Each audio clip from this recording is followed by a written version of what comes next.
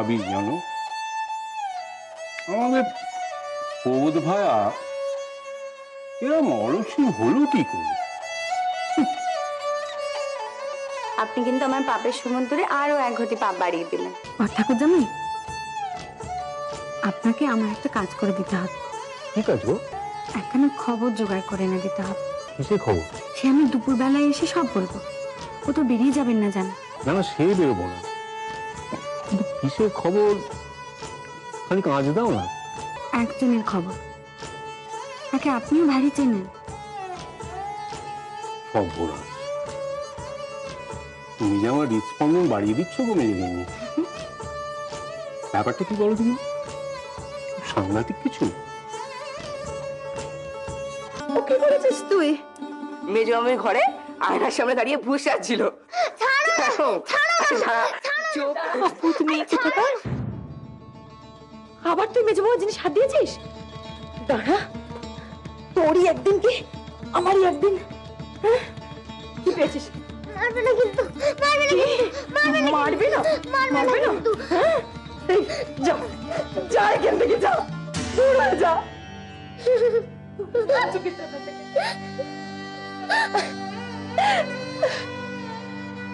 বুঝলে মেজগিনি, পাহাড়ে গিয়ে এমনিতে তো সবই ভালো, কিন্তু একটি জিনিসের অভাবে বড় কষ্ট পেয়েছি বুঝলে।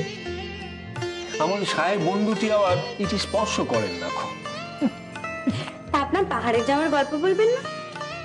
এই দেখো, সেই গল্প বলবো বলি তো শ্বশুর বাড়িতে এলুম। আর এও জানি যে এখানে একজন আছে যে আমার মনের ভাবখানা বুঝবে। তার তো গল্প শোনার সময়ই হয় না গো। বেশ, এই আমি বসলাম, আপনি বলুন।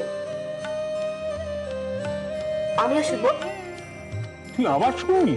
হ্যাঁ দাঁড়া, আমি আগে মেজো মামির পাশে গিয়ে বসি।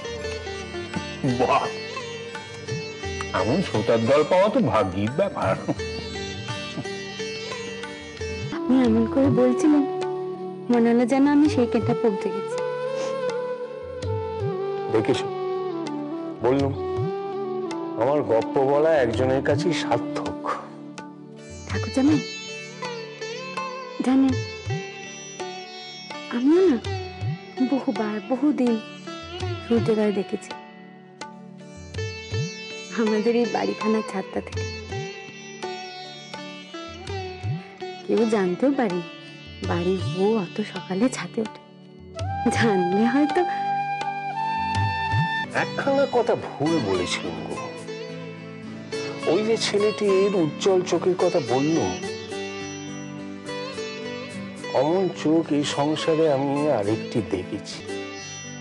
এই সংসারের হাজার কষ্ট তা ম্লান করতে পারেনি গো। তা মেজুমনি, তুমি যে সকালে কার খবর আনার কথা বললে না, কার খবর দেখেছেন? আপনি এমন সব গল্প বললেন আমি সব গুলিয়ে গেল। এখনই আসছি।